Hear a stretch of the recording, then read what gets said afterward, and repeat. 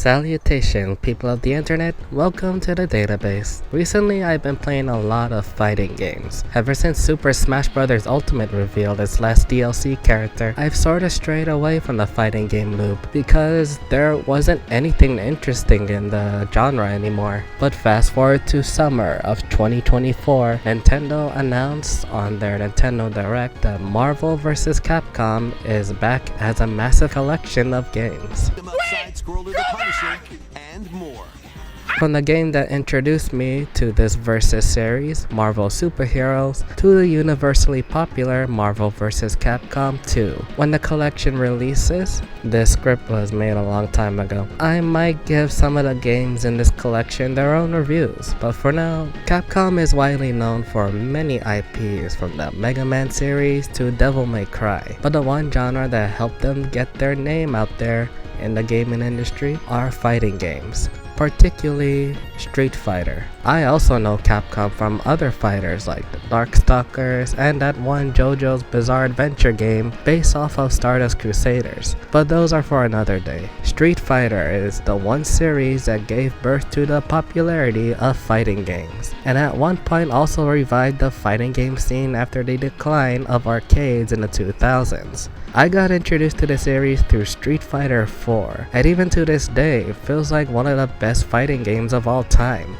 No, I haven't played Street Fighter 5 or 6 yet, but no video game franchise is without some bad eggs, and that reigns true for Street Fighter, like the vanilla version of Street Fighter 2, while culturally impactful, was a very slow slog. The Street Fighter 3 series of games were financial failures throughout the late 90s and early 2000s, despite Third Strike being recognized as one of the best fighting games of all time. But what if I were to tell you that before the days of multiple versions of Street Fighter 2, their start in the gaming industry was also a bit rocky. I'm talking about the very first Street Fighter, released in arcades in 1987.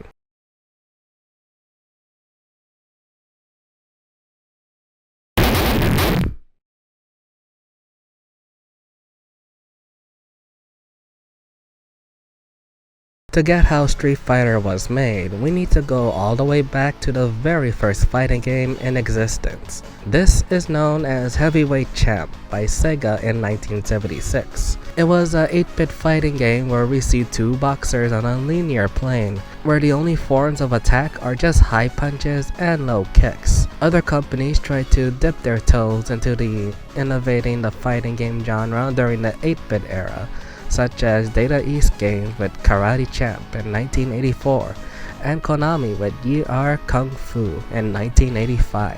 However, Takashi Nishiyama wanted to crack at innovating the genre a little further, convincing Capcom on developing Street Fighter after working on Kung Fu Master. During his work on Kung Fu Master, Nishiyama wanted to carry over its concepts of numerous boss battles into a series of rounds where the players can progress through the next boss fight via an arcade ladder. The concept of Street Fighter's premise centers around an international fighting tournament, was taken inspiration from the Bruce Lee film Enter the Dragon. That film also features fighters with various ethnicities and unique fighting styles, while Nishiyama and his staff and team members tried to add some changes to the fighting game formula, from jumping back and forth to crouches and other movement options. They also wanted to add in a projectile that rewards players upon execution. This paved the way for the birth of the Hadouken, also known as Psycho Fire. And in case you couldn't tell, Takashi Nishiyama is practically the Akira Toriyama of the fighting game industry. What do I mean by that? Well, they're both not the first to make such forms of media. They were the ones who brought said medium to the mainstream. While Takashi Nishiyama was the one who worked on the Street Fighter series, he and some of his staff would leave Capcom and were then employed by SNK. Under SNK, Nishiyama would go on to create Fatal Fury and Art of Fighting series of games. Both will later cross over under Nishiyama's third SNK fighting game and my personal favorite fighting game franchise, The King of Fighters. But enough of SNK, let's go back to Street Fighter. When starting, if you're player 1, you only get to play as Ryu. However, if you happen to have a friend next to you, you have them be player 2 and then get to play as Ken. Both Ryu and Ken in this game play pretty much the same, unlike how the new Street Fighter games try to distinguish them from each other, with Ryu being the traditional Shoutout, one who practices the martial arts of Shotokan, while Ken has moves that emphasizes on fires and kicks. Both Ryu and Ken have their Hadouken fireball inputs, a Z-motion dragon punch input or Shoryuken, and backwards fireball input known as the Tatsumaki Senpukyaku, or Tatsu for short. Now, for casual fighting game players, these seem like simple inputs, which means they're easy to execute, right? This was the early days of video games, what do you think? When recording footage for this game, I had to spam the inputs until they came out. It made my thumbs sore. It's like I was doing pretzel mushrooms in one of the King of Fighters games. When recording footage for this video, I was doing nothing but spamming the fireball inputs, like I was wave dashing in Super Smash Bros. And even if I was pressing a punch button to throw one, it either doesn't come out or I end up doing a Shoryuken instead. I know there's a trick out there where you have to hold down on the punch or kick button and then do the motion input, but that still doesn't work. At least on the controllers I use. I haven't used it on a traditional arcade fight stick.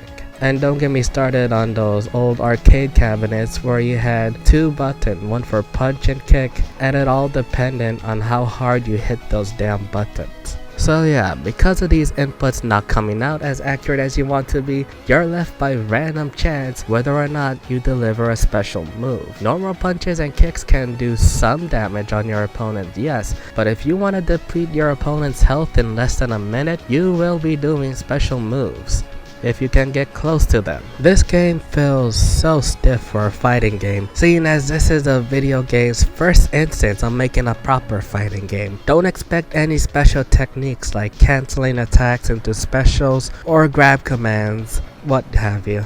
All there is in this game are moving left and right, jumping and blocking.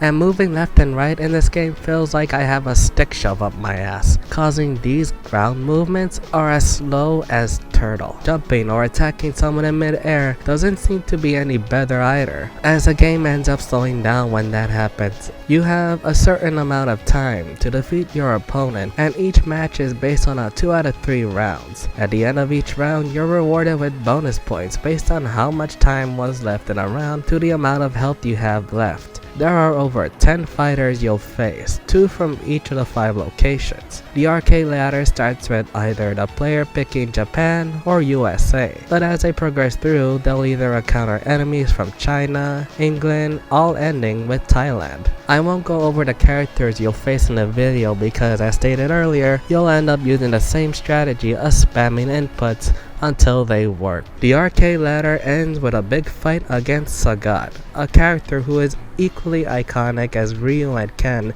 in the Street Fighter series, but for his debut appearance,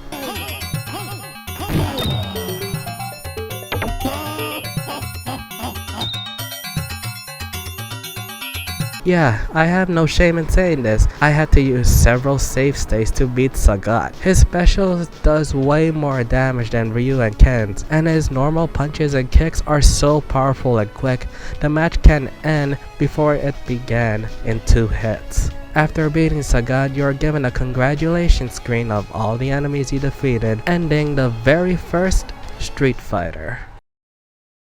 My final ranking for the very first Street Fighter, yikes, is a D. This is probably the first lowest rank I've given a game or any form of entertainment media on this channel. Playing this game in today's gaming landscape was rough. If anything, there are better options for fighting games now than what people had back then. But for 1987 standards, where home consoles were still at its infancy and arcades were nothing but a joystick and 1 or 2 buttons, hey, this was revolutionary.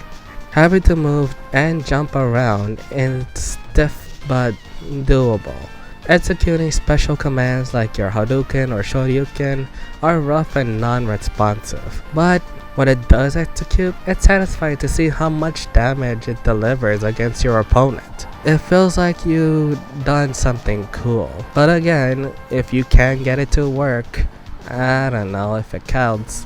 But if you somehow like the cast of characters in this game, there's always Street Fighter Alpha series, but we'll get to that when I cover Street Fighter 2 someday. So what are your thoughts on the very first Street Fighter? Have you managed to beat Sagat? You prefer Ryu or Ken? Let me know in the comments and make sure to comment down what other games you want me to cover. I'm Christopher James and I'll see you next time.